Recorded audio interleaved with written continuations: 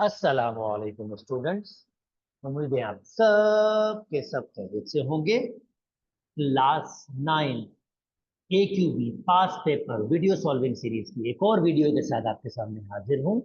आज हम paper solve कर रहे हैं 2019 का सब्जेक्टिव। पिछली वीडियो में मैंने 2019 का MCQs आपसे शेयर किया था। आज मैं आपसे शेयर कर रहा हूँ 2019 का सब्जेक्ट। चलिए आइए video solving start. Okay okay, चलो आपके पास टिफिन दिया हुआ है।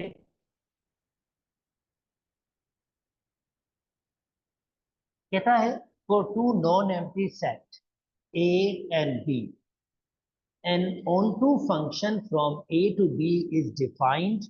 ये onto फंक्शन है। onto फंक्शन की खासियत ये होती है कि आपके पास जो रेंज होती है वो कोडोमेन यानी बी सेट के बराबर होती है। तो मैं यहाँ क्लियरली यहाँ पर डायरेक्टली बात कर सकता हूँ क्योंकि इसने कहा है ऑन टू फंक्शन। तो इस वक्त बी सेट हमारे पास क्या होगा? 10 and 10 25 and 30। Similarly A set पे भी बात कर सकता हूँ क्योंकि ए सेट डोमेन होती है और ये फंक्शन है तो डोमेन पूरा यूज होगा। P Q R S. तो ए सेट आपके पास होगा, ए सेट आपके पास है P Q R S. I hope आपको बात समझ आ गई होगी। अगर ऑन टू फंक्शन है तो रेंज बेसिकली कोडोमेन के बराबर होती है और पहला ऑर्डर पेयर आपके पास डोमेन का होता है। अगर ये फंक्शन है, फंक्शन में रिपीटिशन होती ही नहीं है तो इसका मतलब पूरा ए सेट आपके पास डिस्प्ले हो। तो डोमेन ऑफ एफ हम क्लियरली देख सकते हैं। डोमेन ऑफ एफ आपके पास यही पहला सेट यानी ए होता है, पी क्यू आर एस। और डोमेन सेट और ए सेट बेसिकली एक ही बात होती है तो ये भी होगा आपके पास पी क्यू आर एस। चलें जी, नेक्स्ट आपके पास क्या कह रहा है? नेक्स्ट आपके पास है, अब आपके पास कंडीशन थोड़ी सी चेंज कर रहा है। अब ये बी सेट की चॉइस की बात कर रहा है। ओके, उस फंक्शन के हिसाब से जो मैंने बनाया था बी सेट आपके पास 10 25 30 होगा। यानी select and write down the set B. Obviously B set आपके पास 10 25 और 30 होगा, उससे ज्यादा नहीं होगा क्योंकि पूरा का पूरा बी यूज हुआ है। तो मैंने ऑलरेडी बता दिया था आपको कि जो बी सेट होगा आपके पास 10 25 और 30 होगा। तो चॉइस ए आपकी करेक्ट है। कहता है write down the function from F2 from A to B। जब आपको ए भी मिल गया तो एक और फंक्शन की बात कर रहा है। चले जी बना लेते हैं, इसको F2 कह देते हैं। डोमेन पूरा यूज होना चाहिए तो मैं बना लेता हूँ P10 Q10 R10 और S10। मैंने एक कांस्टेंट फंक्शन बनाया जिसकी रेंज सिंगलटन सेट हो या सेम सेट हो, उसको हम कांस्टेंट फंक्शन कहते हैं। तो मैंने एक कांस्टेंट फंक्शन बनाया है जिसमें देखें डोमेन आपके पास रिपीट नहीं हो रही और डोमेन एक ही दफा यूज हो। उम्मीद करता हूँ दोस्तों आपको ये क्वेश्चन समझ आ गया होगा। आप और भी बना सकते हैं F2। चले एक और बना लेते हैं। P10 Q आपके पास 30 R आपके पास 30 PQRS आपके पास 25। आप जो देना चाहें बना सकते हैं, ये भी एक फंक्शन है, ये भी एक चॉइस आप रख सकते हैं। चलें जी आइए आगे मूव कर जाते हैं दोस्तों। ओके, नेक्स्ट क्वेश्चन सॉल्व कर रहे हैं हम लोग। ये कहता है कि यार इसको सिंप्लीफाई करो। सबसे पहले तो मैं क्या करूंगा, एक्स पावर 3 और 12 तो ये 9 बच जाएगा मेरे पास। तो और ये जो -4 है ऊपर जाके +4 हो जाएगा।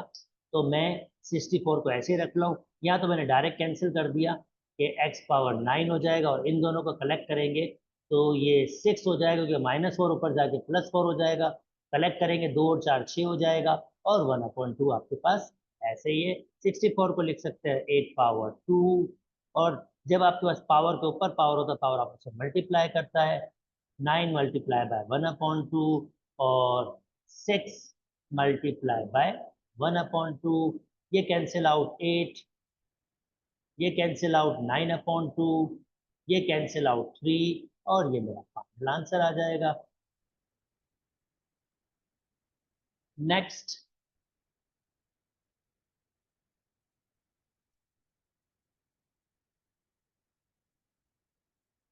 ओके इसको सिंप्लीफाई कह रहा है log 3 27 log 3 3 एंड log 3 2 को सिंप्लीफाई करके x की वैल्यू फाइंड करनी है।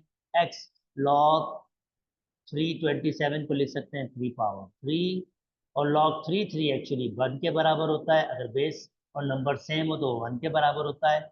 और log की प्रॉपर्टी पावर पहले ले आते हैं, 2 पहले ले आया हूँ 3 3, अगेन ये 1 के बराबर हो जाएगा। इसको भी पहले ले आता हूँ 3, तो बचेगा हमारे पास log 3 3, यहाँ 1 और यहाँ -2 1, तो जनाब यहाँ पर भी मेरे पास 1 बच गया।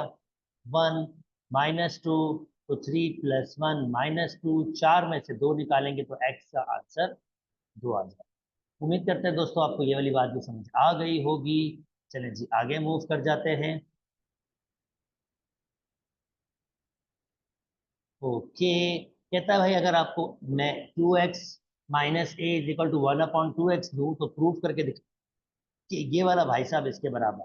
ओके, पहले तो मैनिपुलेट करेंगे क्योंकि यहाँ 8x³ और 1/8x³ है, तो ये माइनस का इधर ले आता हूँ और एक उधर ले जाता हूँ।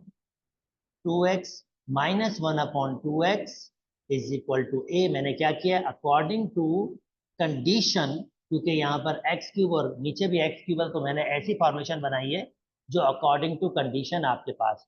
ओके, अब आप जानते हैं 2x - 1/2x a के बराबर है, तो मैं क्या कर रहा हूँ क्योंकि मुझे क्यूब चाहिए तो मैं क्यूबिक बोथ साइड कर रहा हूँ। क्यूबिक बोथ साइड, तो ये हो जाएगा a क्यूब, ये हो जाएगा b cube, a³ - b³ -3 a b, और ये a -b। ये मैंने फार्मूला यूज किया है a³ - b³ -3ab, a-b और a³ वैसे ही रहे। अच्छा जी, 2 का क्यूब हो जाएगा 8, x का क्यूब हो जाएगा x³ ऑलरेडी ये फार्मूला आपके पास गिवन होगा a - b होल क्यूब का, ये a की वैल्यू और ये b की वैल्यू। अच्छा जी, नाउ 1 का क्यूब 1 होगा, 2 का 8 होगा, x का क्यूब x³, देखे मैं ये बना पा रहा हूँ चीज़ों को, -3 2, ये 2 से 2, x से x भी कैंसिल हो रहा है यहाँ पर, इंटरेस्टिंग है, तो यहाँ से -3 बचा। और देखें 2x - 1/2, 2x - 1/2 किसके बराबर है a के, तो यहाँ मैंने a दे दिया और ये हो जाएगा a³। आखिरी स्टेप आपके पास होगा 8x³ - 1/8x³ बराबर हो जाएगा ये आपके पास, ये उधर चला जाएगा, तो a³ + 3a, और a³ + 3a यही प्रूव करना था। बिंगो, आप देख सकते हैं मैंने पहला क्वेश्चन कंप्लीट कर लिया। चले जी दूसरे पे स्टार्ट करते हैं। कंटिन्यूस प्रोडक्ट आपके पास, कंटिन्यूस प्रोडक्ट का मतलब ये होगा कि लगातार प्रोडक्ट चलते हुए जा रहे हैं। तो यहाँ पर क्या करेंगे, पहले तो मुझे यहाँ पर एक फार्मूला की अंडरस्टैंडिंग हो रही है, वो फार्मूला देखिएगा, ए क्यू पीछे फार्मूले दिए होंगे दोस्तों, आप वहां से देख सकते हैं, +- b³ = a + b a square, और ये प्लस माइनस है, तो अगर यहाँ प्लस होगा तो माइनस, और अगर माइनस होगा तो प्लस फार्मूले में आएगा, a b, और ये हो जाएगा b स्क्वायर। ओके, आगे मूव कर जाते हैं दोस्तों। तो नेक्स्ट आपके पास ये है कि अब देखिए फार्मूला कैसे यूज हो रहा है। देखिए a + b है तो यहाँ माइनस होगा, a + b तो यहाँ माइनस होगा, 3 टर्म देख लीजिए, 1 2 1 2 3 टर्म। तो मुझे लगता है कि फार्मूला लगेगा अगर इस प्लस वाले को मैं कंबाइन कर दूं इस माइनस वाले से,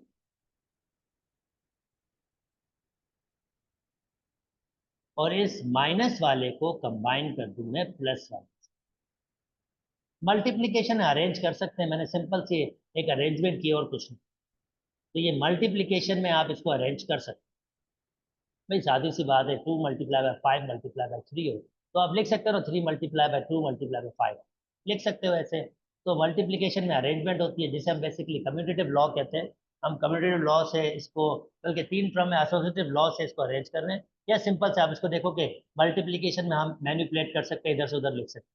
तो अब देखें दोस्तों, अब फार्मूले में आपके पास a + b फिर a का स्क्वायर होना चाहिए, फिर a और b आपस में मल्टीप्लाई होने चाहिए, और फिर b का स्क्वायर होना चाहिए।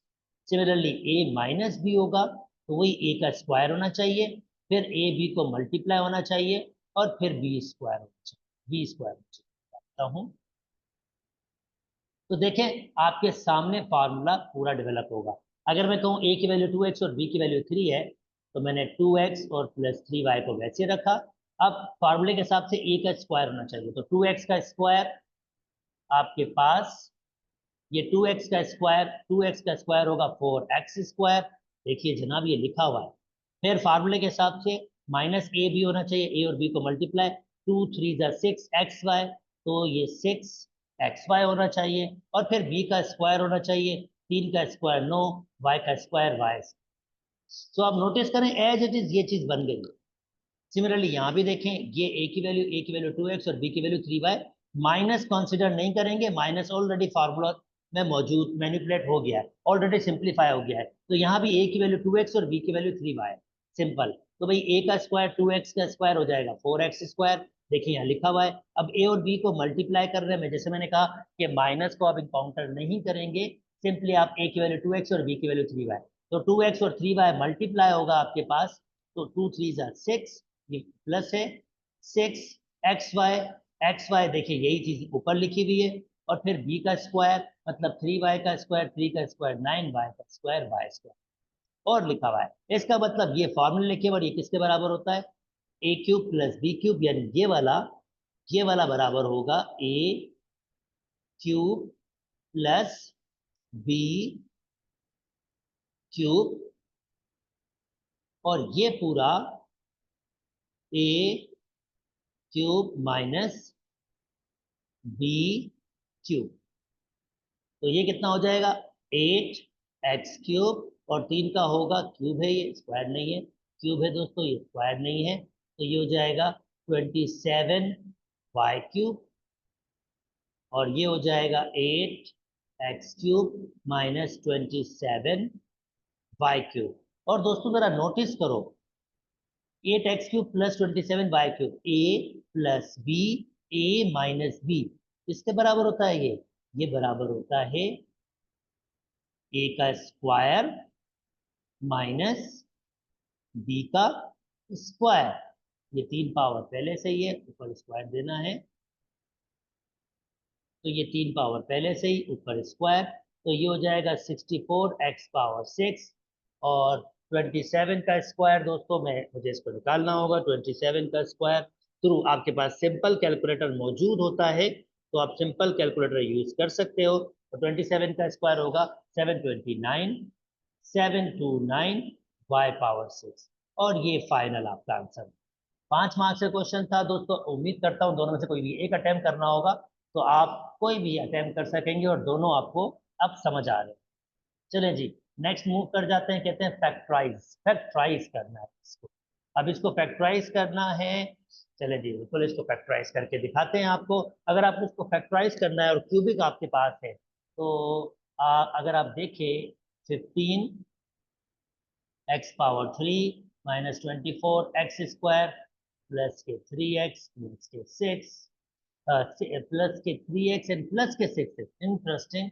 ये प्लस के 3x और प्लस के 6x है, तो ये ऐड हो सकते हैं, मेरे ख्याल में शायद कोई एरर है, 3x और 6x ऐसे लिखना तो नहीं चाहिए। चलें, अब जैसा क्वेश्चन दिया मैं वैसे सॉल्व कर रहा हूँ। 3x और 6x हो जाएगा, फिर ये 9x, 3x और 6x 9x हो जाएगा। आई होप कि ये ऐसा ही लिखा हुआ है, क्योंकि फिर इसकी फैक्टराइजेशन बिल्कुल सिंपल हो जाएगी। अब मैं सब में 3x कॉमन ले लेता हूँ, तो ये लिखा हुआ हो जाएगा आपके पास 3 के डिफरेंट 5x², और 3 कॉमन लूंगा तो ये 8x, और ये प्लस के 3 हो जाएगा। और दोस्तों अगर मैं अब, जाहिर बात है मुझे फर्दर करना होगा, तो मैं इसकी मिड टर्म ब्रेकिंग देखने की कोशिश करूंगा। 3 को 5 से मल्टीप्लाई करेंगे 15, और 15 का टेबल आपके पास आई होप 8 के फॉर्म में कोई आता हो, तो 15 मुझे मिल सकता है 3 × 5, ये फैक्टर 8 बनाता है। तो ऑब्वियसली अगर बना तो फिर यही बनेगा, इसके अलावा तो कोई और 15 बना नहीं सकता। तो 5x² माइनस के ही 3x और माइनस के ही 5x, तभी तो माइनस के 8x होंगे। प्लस 3, तो ये 3x। अब इन दोनों में कॉमन, तो x कॉमन जनाब, और क्या बचेगा मेरे पास, x कॉमन, ये मैं ब्रैकेट उठा लेता हूँ, बड़ी ब्रैकेट लिख ली है मैंने, x कॉमन, तो ये बचेगा 5x और ये बचेगा -3। ओके, यहाँ पर कुछ कॉमन नहीं तो फिर -1 कॉमन ले रहा हूँ, ये हो जाएगा 5x -3। ओके, आपके पास 3x हो जाएगा, तो फर्दर 5x -3 कॉमन और x -1 कॉमन, और फाइनली आपने फैक्टर बना दिए, पहला फैक्टर 3x, दूसरा फैक्टर 5x -3 और तीसरा फैक्टर x -1, और ये आपका बेसिक सा आंसर आ गया। तो ये प्रोसेस मैंने यूज किया है, 5 मार्क्स का था।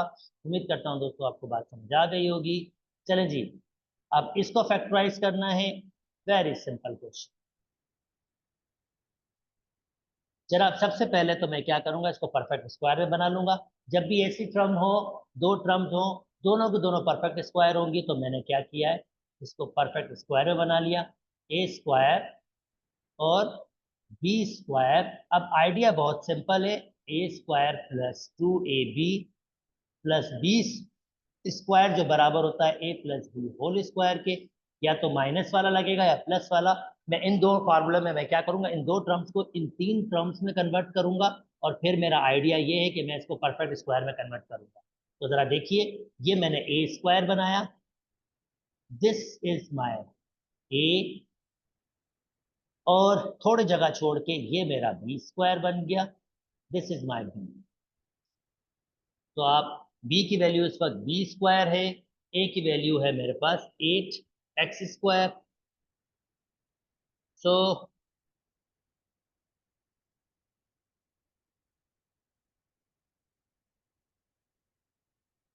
आपके पास a और b की वैल्यू दोनों मिल गई है। अब फॉर्मूले में है 2ab, चले मैं प्लस वाला पहले देख लेता हूँ, 2, यानी ये प्लस या माइनस किसी कोई एक लगेगा, वो डिपेंड करेगा कंडीशन पे जो भी मैं बना रहा हूँ। तो मैं आपको सिखाता हूँ कि हम कब प्लस लेंगे और कब माइनस लेंगे। पहले मैं फार्मूला बना लूँ, 2a की वैल्यू मेरे पास है 8a स्क्वायर, बी की वैल्यू है मेरे पास बी स्क्वायर। अब ये मैंने खुद से दी है, ऊपर क्वेश्चन में मौजूद नहीं थी, अगर ये प्लस का होगा तो मुझे इसका माइनस कर देना, 8a स्क्वायर बी स्क्वायर। तो देखिए अब क्या बन गया, ये मेरे पास ये टर्म बन गई ए स्क्वायर, और ये टर्म बन गई 2a बी, और ये टर्म बन गई बी स्क्वायर, जिसको मैं लिख सकता हूं, अगर A square plus 2ab plus B square है, तो जिसको मैं लिख सकता हूं a plus B whole square, यानी इसको लिख सकता हूं मैं a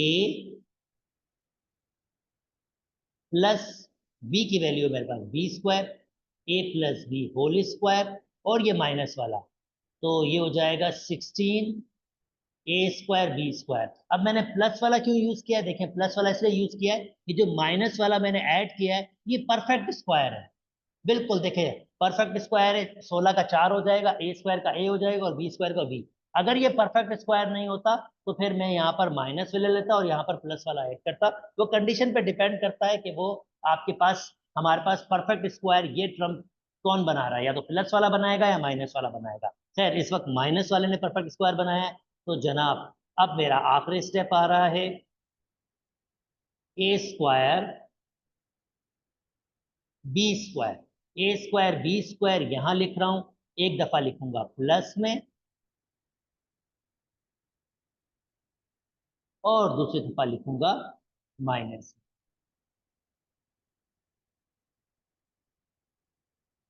ये मेरा आंसर आ, उम्मीद करता हूं दोस्तों आपको ये वाली बात भी समझ आ गई होगी। दोनों में से कोई एक करना है, आप कोई भी एक चूज कर सकेंगे इजीली। चलें जी, नेक्स्ट मूव करते हैं। y is directly proportional to radical x, और डायरेक्ट प्रोपोर्शनल मतलब एक लिंक है, y और x वेरिएबल में एक लिंक है जो किसी k टाइम्स रेडिकल x के बराबर हो, मीन्स कोई k से ये लिंक एक्चुअली बराबर हो जाएगा आपके पास, ठीक है। Find the missing value of x and y, तो भाई पहले x और y दिया हुआ है, k तो निकालें, y की वैल्यू 4, k x की वैल्यू 16, ये x की वैल्यू और ये y की, तो k की वैल्यू 16 का 4 आ जाएगा, कैंसिल आउट हो जाएगा, और k की वैल्यू क्या आ जाएगी 1 हो जाएगा। तो मेरी ये के की वैल्यू है। ओके, के की वैल्यू है, तो अब मैं के की वैल्यू यहाँ रख दूंगा। y इज इक्वल टू के मतलब 1 रेडिकल एक्स, रेडिकल एक्स। तो जनाब अब मेरे पास x की 3 दी हुई है, तो y की वैल्यू पूछ रहा है। ओके, अगर मेरे पास x की वैल्यू 3 होगी तो y की वैल्यू रेडिकल 3, तो आप यहाँ लिख सकते हैं वो रेडिकल 3 होगा। सिमिलरली वो कह रहा है अगर मैं y की जगह 9 दे दूं, इसी इसी कंडीशन में वापस आ जाओ, इसको 1 कह दो। तो मैं अगर y की जगह मैं कह रहा है 9 दे दूं, तो मुझे x की वैल्यू बताओ, स्क्वायरिंग बोथ साइड करना पड़ेगा क्योंकि x रेडिकल में है। तो रेडिकल x मुझे नहीं चाहिए, मुझे x चाहिए। स्क्वायरिंग बोथ साइड से क्या होगा, रेडिकल खत्म हो जाएगा। 81 इज इक्वल टू एक्स, तो ये 81 के बराबर। उम्मीद करते हैं दोस्तों आपको 4 मार्क्स का क्वेश्चन समझ आ गया होगा। चलिए जी नेक्स्ट मूव कर जाता हूं। मैट्राइसिस में आ गया हूँ, 2 by 2 matrices, square matrices. Determinant कैसे निकालते हैं, ए डिटर्मिनेंट का मतलब यहाँ पर आप ऐसे डिटर्मिनेंट का सैम्पल देंगे। पहला हमेशा आखिरी वाले से मल्टीप्लाई होगा और हमेशा माइनस होगा, और दूसरा तीसरे से मल्टीप्लाई होगा। 3 × 6, 4 - 18, तो आंसर आ रहा है -8, 14, जो नॉट इक्वल टू 0, तो इसका मतलब ये सिंगुलर मैट्रिक्स नहीं, ये नॉन सिंगुलर मैट्रिक्स। एडजॉइंट कैसे निकालेंगे, एडजॉइंट ऑफ ए को इस तरह से लिखते हैं। आप क्या करेंगे, इन दोनों की जगहें चेंज करेंगे, जो फर्क पड़ेगा नहीं जगह चेंज करने से, और इन दोनों के साइन चेंज करते हैं, -3 -6, और ये आपका आंसर आ गया। इनवर्स कैसे निकालते हैं, इनवर्स बराबर होता है adjoint of A divided by determinant of A. दोनों निकाल चुके हैं क्योंकि ये नॉन सिंगुलर मैट्रिक्स है, इनवर्स निकलेगा। एडजॉइंट की वैल्यू ऊपर निकाली थी वो लिख दीजिए, और डिटर्मिनेंट की वैल्यू आपने निकाली थी -14, वो लिख दीजिए, और ये आपका फाइनल आंसर। चाहे तो माइनस से, तो हर नंबर को -14 से डिवाइड कर दें, ये भी ठीक है। 1 मार्क्स दिया है तो 1 मार्क्स के हिसाब से हमने कर ली है। और जनाब आखिरी कहता है ये रिजल्ट प्रूव करके दिखाएं, using result of part A show that A inverse multiply by A is equal to आपके पास। ओके, तो ये ए इनवर्स ये मुझे चाहिए होगा, और ए भी मुझे चाहिए होगा, ए भी लिखा हुआ है। तो जनाब मैं ए इनवर्स को ऊपर लिख लेता हूँ, ए इनवर्स मैंने निकाला है। या चले मैं यहाँ सॉल्व कर लेता हूँ।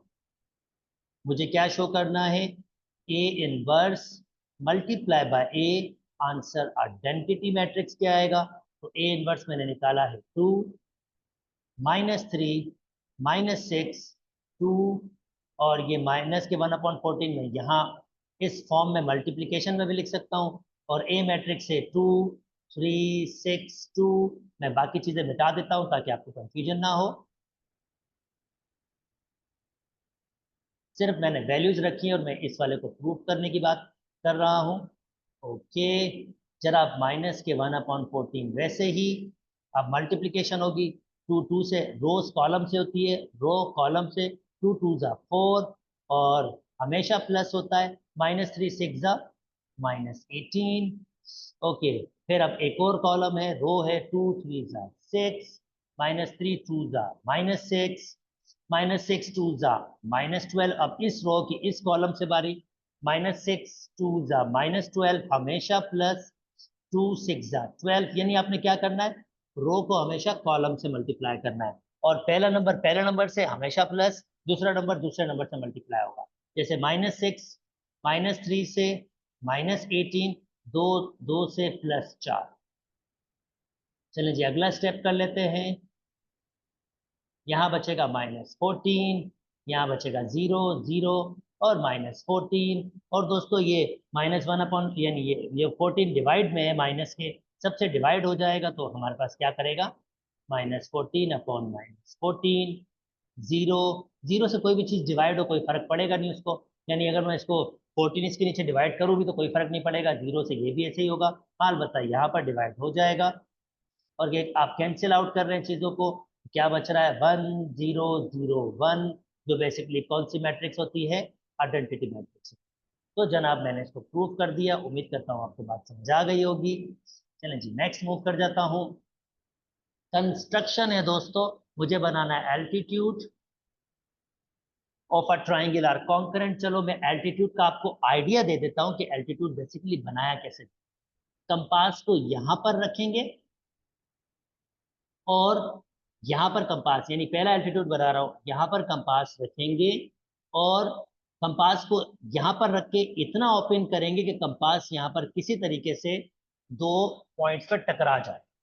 तो पहला स्टेप ये होगा मेरा, और फिर ये दो स्टेप, ये दो आप टर्म्स को ये दो को डार्क कर ले, जिसको मैं पी और क्यू कह रहा हूं।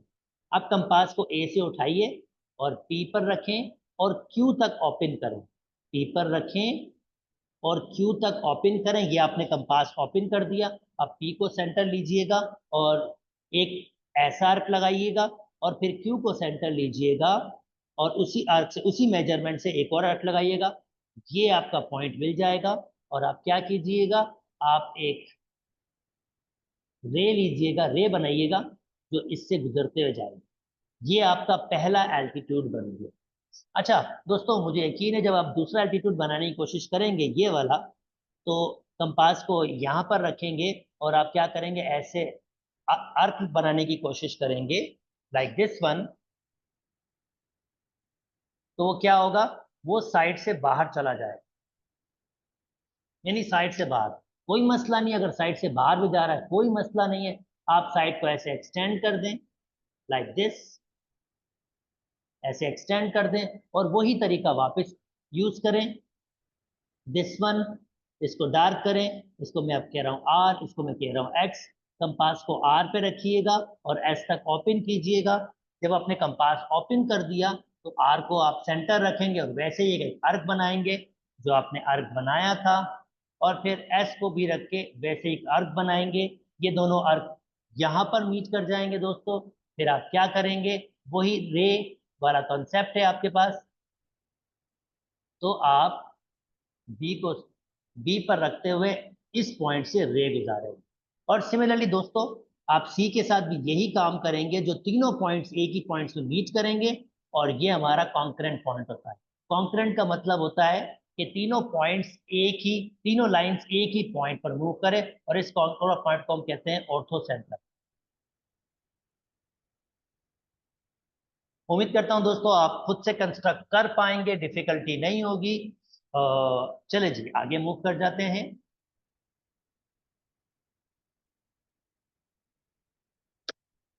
कहता है in the figure ABC is a triangle and sum of all side is this one. Find the length of a side AB. Okay, in a given figure AB is a triangle and sum of all side ये दी हुई है जनाब। मजे वाला MCQ, मजे वाला सीआरक्यू आपके पास है। सबसे पहले मैं आपको इसमें ये हिंट दूंगा, आप तीसरा एंगल निकाल लें, क्योंकि तीसरा एंगल आपको आइडिया देगा। तो एंगल सी कैसे मिलेगा, अगर मैं तीनों एंगल को ऐड कर दूं, angle C plus 50 plus 80, triangle के एंगल का सम होता है 180। तो एंगल सी मिल जाएगा, 180 में से मुझे माइनस करना होगा 80 और 50, और जब मैं 180 में से माइनस करूंगा 80 और 50, तो ये 80 दो 130 हो जाएगा। बिंगो दोस्तों, तो इसका मतलब ये मुझे मिल रहा है 50। और मुझे यहाँ से आइडिया आ गया कि एक्चुअली जो ट्राइंगल है ये आइसोसेलेस ट्राइंगल है, क्योंकि दो एंगल बराबर हैं। तो ये वाली साइड, यानी एंगल के अपोजिट साइड, वो भी बराबर होगी। तो जनाब ये वाली साइड भी एक्स होगी और ये वाली साइड भी एक्स होगी। तो इससे तो हमें बड़ा अच्छा आइडिया मिल गया। और पैरामीटर मतलब होता है सारी साइड्स का जमा। तो मुझे एक्स प्लस 20, x+x+20 एक्चुअली किसके बराबर दिया हुआ है, 30.56। तो यहाँ 2x और 20 को मैं माइनस करूंगा 30.56 से, तो 2x बराबर हो जाएगा 10.56। और जनाब मैं इसको 2 से डिवाइड कर दूंगा तो मुझे एक्चुअली साइडें मिल जाएंगी। 10.56 को अगर मैं 2 से डिवाइड करूंगा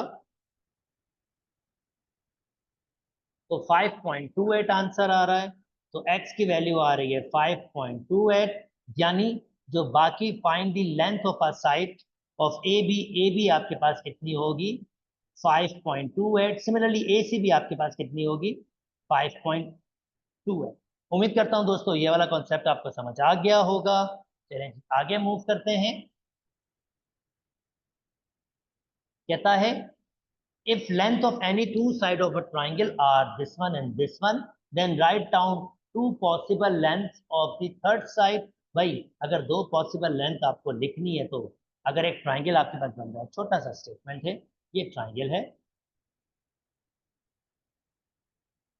अगर आपके पास कोई ट्राइंगल बनता है, इसको मैंने ए बी सी फर्ज करते हैं, ये 5 है, ये 7 है, तो जो अगली साइड होगी ये एक्स होगा, जिसको मैं एक्स कह रहा हूं, ये एक्स लाजमी तौर पर आपके पास छोटा होना चाहिए 5+7 से, छोटा होना चाहिए 5+7 से, यानी x लेस देन होगा 5+7 12 से, या एक और कंडीशन होगी आपके पास। अब इसने कहा है write down, right any two possible length, तो मैं आपको दो पॉसिबल लेंथ आपको बता देता हूं कि भाई या तो x की वैल्यू 12 से छोटी हो। अब 12 से छोटी कोई वैल्यू ले ले, जैसे आप कह सकते हैं 11 ले लो, आप आपके पास 10 ले लो, ये एक्सेप्टेबल हो जाएगा दो। या एक और कंडीशन भी हो सकती है कि अगर मैं 7+x करूं तो वो ग्रेटर देन होना चाहिए 5, तो x ग्रेटर देन होना चाहिए। अब ये तो नेगेटिव साइड आपके पास आएगी, अगर आप नोटिस करें 7 5 आएगा तो लेंथ नेगेटिव होती नहीं है, तो जनाब ये वाला फॉर्म आपके पास नहीं चल सकता। ये मैंने जो दिया ये तो आपके पास डेफिनेटली चल रहा है। एक और होता है x+5 ग्रेटर देन, यानी x+5 ग्रेटर देन 7, यानी किसी भी दो साइड्स को जमा करें, तीसरी साइड से उसका आंसर बड़ा होना चाहिए। 5 को वहां मूव कर देता हूं, तो x ग्रेटर देन 7-5, यानी x ग्रेटर देन हो जाएगा आपके पास 2। यानी बच्चों आप ये साइड क्या दे सकते हैं, 2 से बड़ी या 12 से छोटी, जैसे ये दो दिया हुआ है, 2 से बड़ी या 12 से छोटी कोई भी साइड आप इसको दे सकते हैं। यानी आप 3 4 5 6 7 8 9 10 11 में से कोई भी दो साइडें इसको दे सकते हैं। तो आपकी मर्जी, इन दो में से कोई भी नंबर लिख दीजिए, क्योंकि इसने कोई दो साइडें, पॉसिबल साइडें आपसे पूछी थी। उम्मीद करता हूं दोस्तों आपको ये बात समझ आ गई होगी। अच्छा जी, सेकंड कहता है in a giving diagram find any possible length of AD, justify your answer. A से लेकर डी तक, अब जस्टिफाई भी आंसर करना है, तो यही ए से डी तक कंबाइन करते हैं पहले तो। अब ए से डी तक की लेंथ की बात हो रही है। एक बात तो बहुत सिंपल है, in a giving diagram any possible length of AD, any possible length की बात है, तो ये लेंथ 9 से तो बड़ी होनी होनी, क्योंकि ये राइट एंगल ट्राइंगल बनाया और 90 का अपोजिट होता है हाइपोटेन्यूज, और हाइपोटेन्यूज इस जो आपके पास ये जो साइड्स हैं, चाहे ये साइड हो ये साइड हो, उससे बड़ी साइड होती है। तो जनाब ए से डी की लेंथ कोई भी लेंथ हो सकती है जो ग्रेटर देन 9 आपके पास। डेफिनेटली अगर मुझे ई बी मिला होता कोई वैल्यू, तो मैं एग्जैक्ट लेंथ भी फाइंड कर सकता था, क्योंकि पाइथागोरस थ्योरम कहता है हाइपोटेन्यूज का स्क्वायर बराबर होता है, ये कहलाता बेस, बेस का स्क्वायर, और ये कहलाता परपेंडिकुलर, परपेंडिकुलर का स्क्वायर। जो इस वक्त मुझे क्या दिया हुआ है 9 दिया हुआ, जो 81 हो जाएगा। पर कहने का मकसद है ये जो लेंथ होगी ए से डी, ये लाजमी तौर पर 9 से बड़ी होनी चाहिए। और रीजन बहुत सिंपल मैंने आपको दिया, ये राइट एंगल ट्राइंगल है, राइट एंगल ट्राइंगल में ये हाइपोटेन्यूज है, और हाइपोटेन्यूज की लेंथ हमेशा बड़ी होती है उनकी दोनों साइडों से। उम्मीद करता हूं दोस्तों आपको बात समझ आ गई होगी। चलें जी नेक्स्ट मूव कर जाता हूं। ओके, कहता है कि अगर मैं आपको in a giving triangle DE parallel to BC, दोस्तों पहले तो ये कह रहा है ये डीई पैरेलल टू बीसी, तो जरा इन एंगल्स के बारे में जरा समझ लीजिए।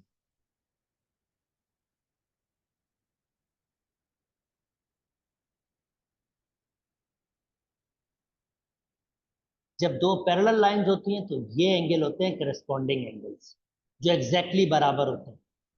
तो पहले तो मैं करस्पॉन्डिंग्स लिख रहा हूं, triangle A D E link बना रही है ट्राइंगल ए बी सी के। अब इस लिंक के जरिए पहले मैं ट्राइंगल को सिमिलर करूंगा, उसके बाद साइड फाइंड करूंगा। और सिमिलर करने के लिए मुझे सिर्फ क्या करना होगा, इन दो ट्राइंगल्स के कोई भी दो एंगल बराबर करने होंगे। जैसे मैं बता चुका हूं भाई, इस ट्राइंगल के लिए ये एंगल और बड़ी ट्राइंगल के लिए भी ये एंगल कॉमन एंगल है, तो angle A is equal to angle A, क्योंकि ये कॉमन है दोनों का। और जैसे मैंने कहा एंगल बी एंगल डी के बराबर है, रीजन है करस्पॉन्डिंग, ये कॉन्ग्रेंट का निशानी है। बराबर होना ज्योमेट्री में ये कॉन्ग्रेंट लिखते हैं। Angle B is equal to angle D, तो इसका मतलब ये आपके पास करस्पॉन्डिंग एंगल से बराबर है। सिमिलरली जब दो एंगल बराबर होगा तीसरा बराबर होना है, तो इसका मतलब एंगल एंगल से ये दो ट्राइंगल सिमिलर हो गई। जब बच्चों ये दो ट्राइंगल सिमिलर हो गई हैं, तो अब आपके पास ताकत आती है, ये सिमिलर का है ट्राइंगल ए बी सी। अब क्या ताकत आती है भाई, अगर आप ए डी को डिवाइड करोगे ए बी से तो वो बराबर होगा डी ई को डिवाइड करोगे बी सी से, और वो बराबर होगा ए ई को डिवाइड करोगे ए सी से। यानी करस्पॉन्डिंग लेंथ का रेशियो बराबर होगा। उससे पहले कोई आप नहीं कर सकते थे, ऐसे नहीं कर सकते थे कि ये बराबर है डायरेक्टली नहीं, पहले आपको ये स्टेटमेंट प्रूव करना होगा। अब आपको क्या फाइंड करना है, find the length of B D, B से डी फाइंड करना है। Okay, find the length of B D. अगर आपसे क्या कह रहा है, अब जो चीजें आपको दी हुई है वो देख लें। ए बी, ए से लेकर बी तक कंप्लीट आपको दिया हुआ है 6 के बराबर। ए से लेकर सी तक कंप्लीट आपको दिया हुआ है 8 के बराबर। और ई से सी, ई से सी ये आपको 2 दिया हुआ है, तो इसका मतलब 8 में से 2 निकालेंगे तो ये आपके पास कितना होगा, 6। और आपको क्या फाइंड करना है, ये बी डी फाइंड करना है। चलें स्टार्ट करते हैं। मैं इस वाली लेंथ को y के देता हूं, इस वाली लेंथ को y, और मुझे फाइंड करना है बी डी।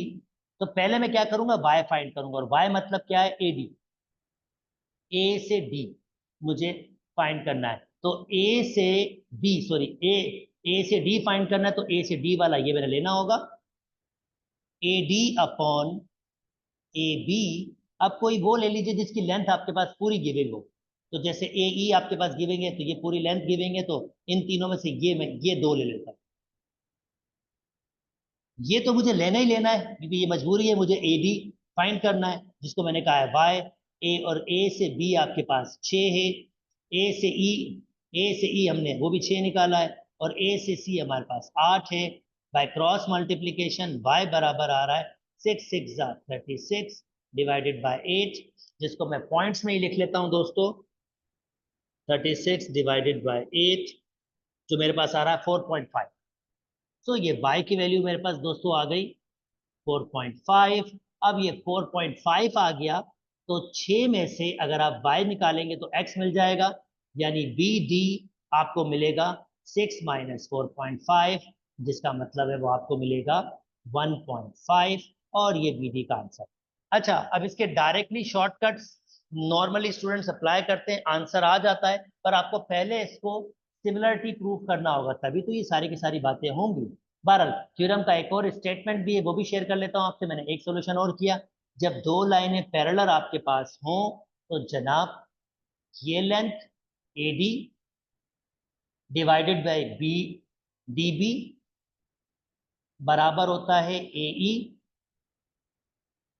डिवाइडेड बाय ई सी। मतलब जब दो लाइनें पैरेलल हो तो आप यहाँ डायरेक्टली यूज कर सकते हैं, ये भी थ्योरम का एक स्टेटमेंट है। अब मैं वहां से सॉल्व कर रहा हूँ, पहले मैंने आपको वहां से दिखाया कि बेशक वो एक लेंदी प्रोसेस था, पर मुझे एक्चुअली सिमिलरिटी को आपको प्रूव करके दिखाना था कि आप किस तरह से ट्राइंगल को सिमिलर प्रूव करते हैं। तो मेरा इंटरेस्ट उसमें था कि आप वो चीज वहां पर सीख लें। अब मैं डायरेक्टली स्टेटमेंट यूज करूंगा। वैल्यूज दी हुई है दोस्तों, ए से ए से डी आपको कितना दिया हुआ है, ए से बी आपको 6 दिया हुआ है, ये दोनों मिसिंग है, इसको मैं कह देता हूं चलें x, इसको मैं कह देता हूं y। और दूसरा स्टेटमेंट आपके पास दिया हुआ है, ए से सी आपको दिया हुआ है 8, यस 8, ए से सी आपको 8 दिया हुआ है।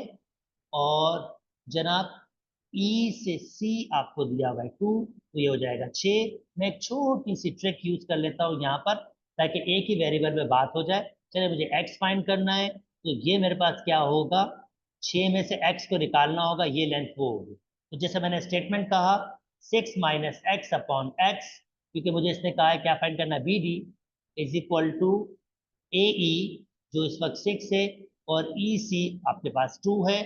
भाई मैं इसको सिंप्लीफाई कर लेता हूँ। 6 minus x upon x is equal to 3, by cross multiplication 6 minus x is equal to 3x हो जाएगा। x को यहाँ शिफ्ट कर लीजिए, तो ये हो जाएगा आपके पास माइनस का x यहाँ के 4x हो जाएगा, और 6 को 4 से डिवाइड कर दीजिए।